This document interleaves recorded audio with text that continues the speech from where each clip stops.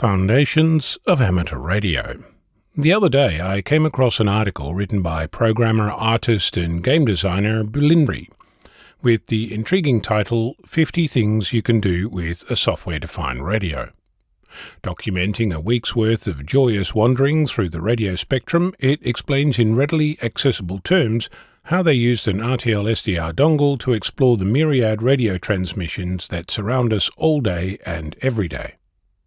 As you might know, I've been a radio amateur since 2010, and I must confess, even with all the things I've done and documented here, there's plenty in this adventure guide that I've yet to attempt. For example, when was the last time you decoded the various subcarriers in an FM broadcast signal, including the pilot tone, the stereo signal, station meta, and road traffic information?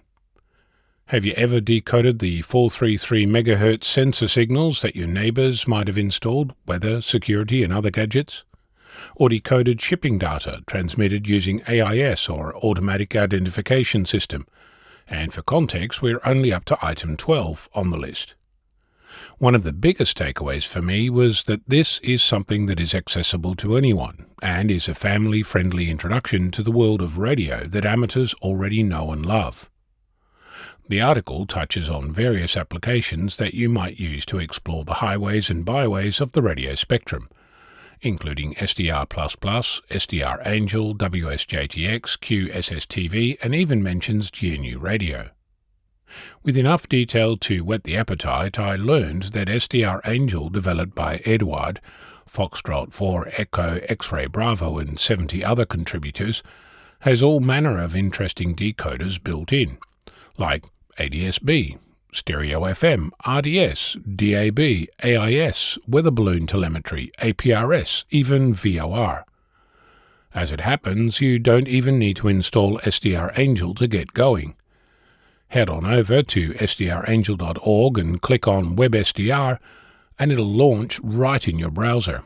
Once you're up and running, you can use your RTL-SDR dongle to start your own small step into the wide world of radio, amateur or not. Sadly, the Pluto SDR does not work on the experimental web version, so I had to install SDR Angel locally.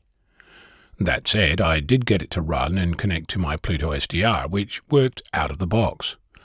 The user tutorial is online, and the quick start walks you through the process of getting the software installed and running.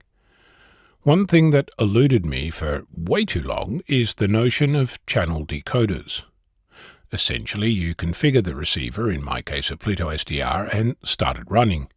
You'll be able to change frequency and see the waterfall display, but nothing else happens. And there's no obvious AM, FM or other mode buttons you'd find on a traditional radio.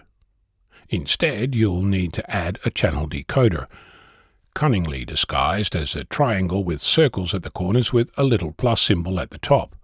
You'll find it immediately to the left of your device name. When you click it, you're presented with a list of channel decoders, which you can add to the workspace. This will do the work of actually decoding the signal that's coming into the software. SDR Angel also supports M17, FreeDV, RTTY, FT8 and plenty of other amateur modes, and includes the ability to transmit. Oh, did I mention it can also connect to remote Kiwi SDR receivers?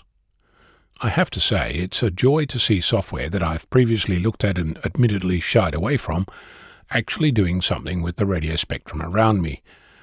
I will confess that SDR Angel has a lot of moving parts, and it's like SendMail, user-friendly, just picky whom it makes friends with. So, time to dig in, play around and bring it to the next amateur radio field day show and tell, and share with the general public just how interesting the radio spectrum around us can be.